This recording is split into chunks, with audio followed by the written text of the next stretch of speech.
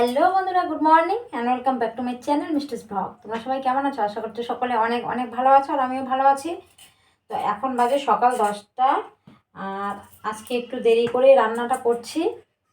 তো ভাতটা নামালাম মাত্র, সবজিটা এখনও বানাইনি। আমার হাতে দেখা আলু, তো আলু বেগুন লাউয়ের ডোগা দিয়ে বানাবো।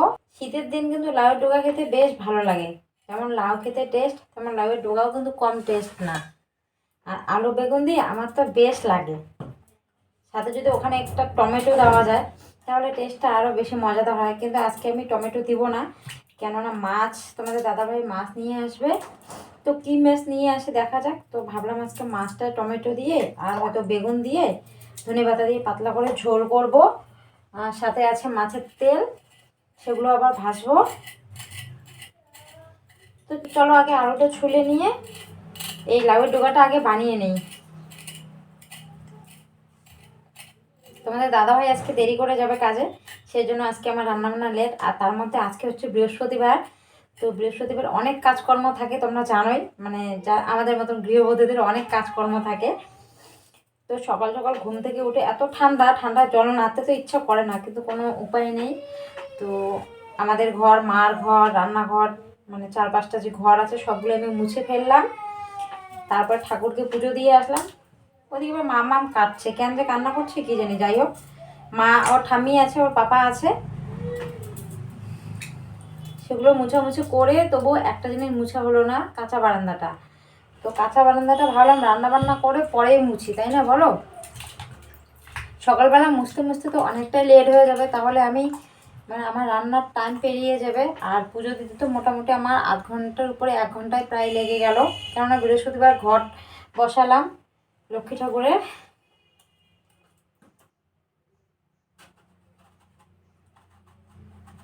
তো রান্নাবান্নাটা সেরে নেওয়ার পরে তো তেমন কাজ থাকে না সারাদিনে, ওই টুকটাক জামা কাপড় ধোয়াধুয়ি।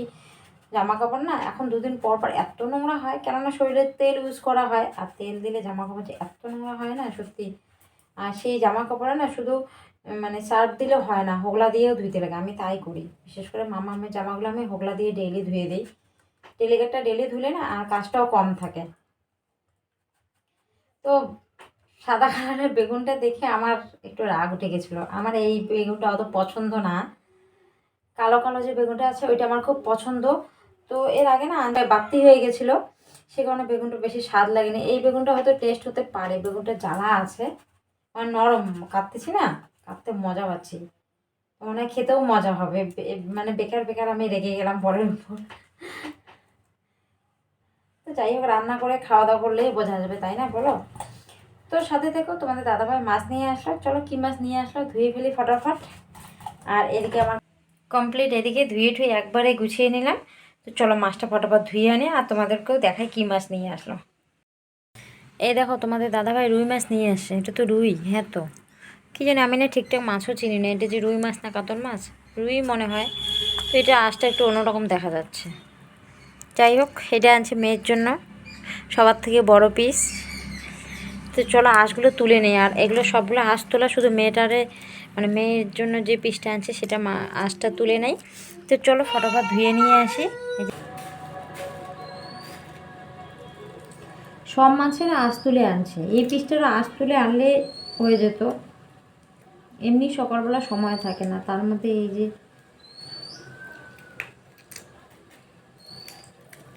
আর মাছটা এমন জিনিস না, ভালো করে না ধুলে ভালো লাগে না। সবাই বলে, বড়রা বলে, মাছ নাকি যত ধুবে তত টেস্ট, আর মাংস যত কম ধুবে তত টেস্ট। ঠিক তো? আর এদিকে যে আমার মশলাটা কষানো হয়ে গেল মাছের ঝোলের, দেখো। তো টমেটো দিয়েছি কষানোতে, আর বেগুনটা আমি আগেই ভেজে রেখেছি। এই যে দেখো, বেগুন আর মাছ ভেজে রাখছি। তো এখন আমি ঝোলের জল দিয়ে দেবো। দেখো তেলটা ছেড়ে দিয়েছে। আর লাউয়ের ডোকা আলু বেগুনের সবজি রেডি। তো চলো এবার ঝোলের জলটা দিয়ে দিই, গ্যাসের আঁচটা একটু বাড়িয়ে দিই। আর গ্যাসটা দেখো কি অবস্থা হয়ে গেছে। তো রান্নাটা কমপ্লিট করার পরে আমি গ্যাসটা একদম ভালো করে মুছে রাখবো।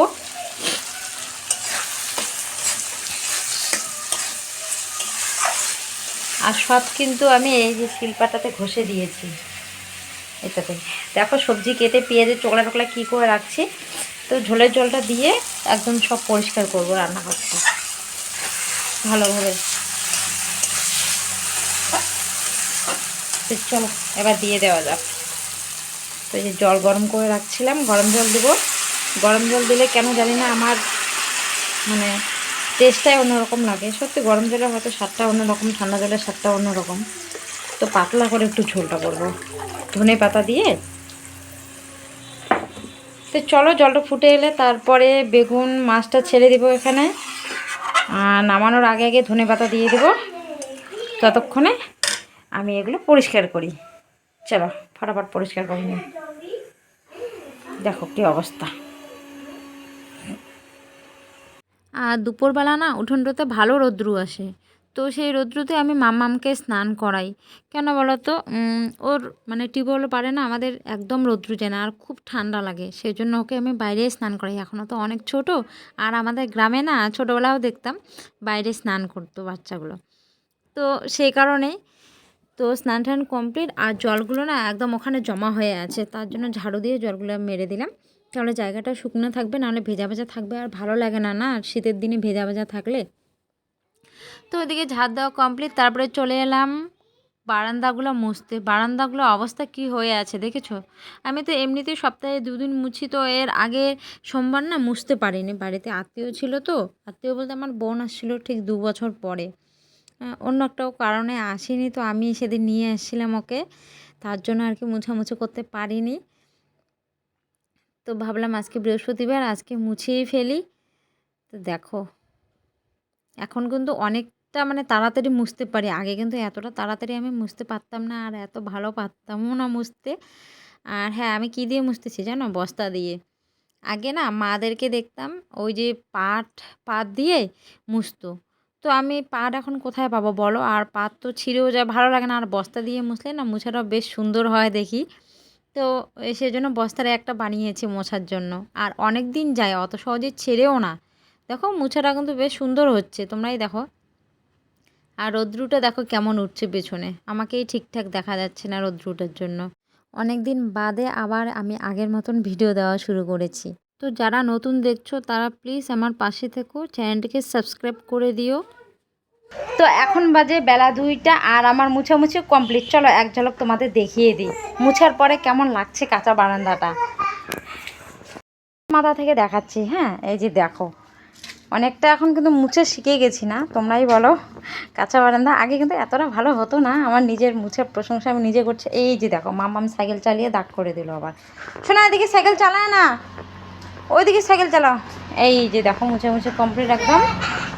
আর এখানে খাটিয়াটা রাখা আছে, কেননা ঠিক দুপুরবেলা 12টার দিকে এখানে সূর্যের তাপটা আসে, মানে রৌদ্রুটা, আর এখানে আমরা সবাই বসে আড্ডা দিই। তো চলো এখন মাম্মামের খাওয়ার বেলা হয়ে গেল। মাম্মামকে তো মুছামুছি তো কমপ্লিট, তো চলো একটু পেছনে যাই, কেননা কাপড় চোপড় আছে, কাপড় বলতে ভেতরেই আছে। এখানে শুধু ওই যে কি বলে একটা মাদুর ধুয়ে দিয়েছিলাম আজকে, তো এই যে মাদুরটা শুকিয়ে গেছে, কেননা এটাতে বসে মাম্মামকে আমি বৈঠে একটু পড়াই, নোংরা হয়ে গেছিলো সেজন্য ধুয়ে দিলাম। এই যে দেখো পেছনটাতে এখনও হালকা হালকা রৌদ্র আছে।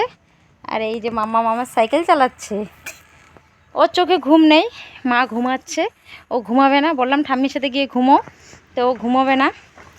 তো ওকে এখন কিছু খাওয়াবো, আগে জামা কাপড়গুলো গুছিয়ে রাখি, তারপরে ওকে খাইয়ে দেবো। চলো তো আগে ফটাফট খাইয়ে দিই। এদিকে আমি ওকে খাওয়াচ্ছি আর ওর দেখো কত খেলা। তো যাই হোক বন্ধুরা, ভিডিওটি ভালো লাগলে অবশ্যই লাইক করবেন, শেয়ার করবেন আর সাবস্ক্রাইব করে আমার পাশে থাকবেন। সবাইকে অনেক অনেক ভালোবাসা। আবার কাল ঠিক সকাল 10টার সময় নতুন ভিডিওর সঙ্গে দেখা হচ্ছে।